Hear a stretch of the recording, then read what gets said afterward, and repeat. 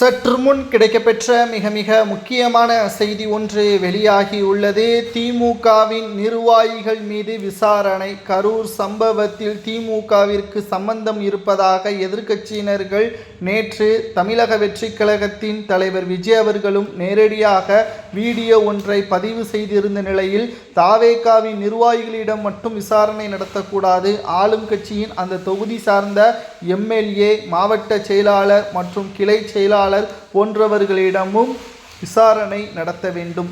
தொகுதிவாரி பிரச்சாரம் செய்யப்பட்டிருந்தார். வேலுச்சாமிபுரத்திலேயே அந்த கூட்டம் சரியாக வந்திருக்கும். நாங்கள் மாவட்டம் ரீதியாக பிரச்சாரத்தை நடத்துகிறோம். ஆகையால் அந்த குறுகிய சாலையை ஒதுக்கீடு செய்து எங்களை சிக்க வைத்து விட்டார்கள். இது மக்களின் வாழ்வாதாரத்தையும் அவர்களது அச்சத்தையும் அதிகரித்துள்ளது. உங்களது ஆட்சி அதிகாரத்தை தக்க வைத்து கொள்ள வேண்டும் என்பதற்காக இவ்வாறு செய்தது மிகப்பெரிய தவறு என்றும், என்னை பழிவாங்க வேண்டும் என்றால் நான் வீட்டிலோ அல்லது அலுவலகத்திலோ இருப்பேன், என்னை என்ன வேண்டுமானாலும் செய்து கொள்ளுங்கள் என்று நேற்று தமிழக வெற்றி கழகத்தின் தலைவர் விஜய் அவர்கள் ஸ்டாலினுக்கு நேரடியாகவே கூறியிருந்தார்.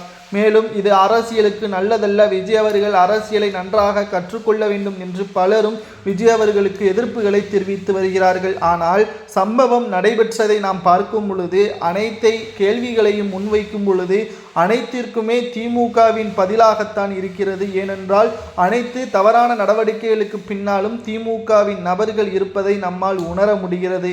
இது விஜய் அவர்கள் கேட்பது சாமானிய மக்களாகத்தான் அவர் கேட்கிறாரே தவிர தலைவராக அவர் கேட்கவில்லை. விசாரணை நடத்தினால் உண்மை தன்மை தெரிய போகிறது. விசாரணை நடத்துவதற்கு எதற்காக பயம் திமுகவிற்கென்ற ஒரு கேள்வியையும் இங்கு முன்வைக்கப்பட்டுள்ளது.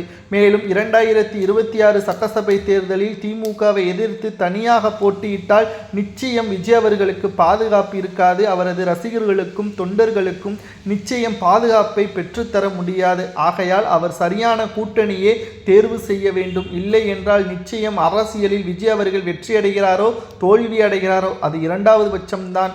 மக்களின் பாதுகாப்பை கருத்தில் கொண்டு நிச்சயமாக விஜய் அவர்கள் நல்ல முடிவு எடுக்க வேண்டும் என்று எதிர்க்கட்சியினர்கள் கூறுவது சரியா? ஒருவேளை திமுகவின் திட்டமிட்ட செயலாக இருந்தால் நிச்சயமாக மக்கள் சட்டசபை தேர்தலில் அதற்கான தீர்ப்பை வழங்குவார்கள். சட்டமன்றம் எப்படி தீர்ப்பை வழங்குகிறதோ இல்லையோ, காலதாமதமாக கொடுக்கிறதோ இல்லையோ, மக்கள் அதற்கான தீர்ப்பை நிச்சயமாக கண்டிப்பாக தமிழக மக்கள் தேர்தலின் பொழுது கொடுப்பார்கள் என்ற நம்பிக்கை இருப்பதாக விஜய் அவர்கள் தெரிவித்திருக்கிறார்.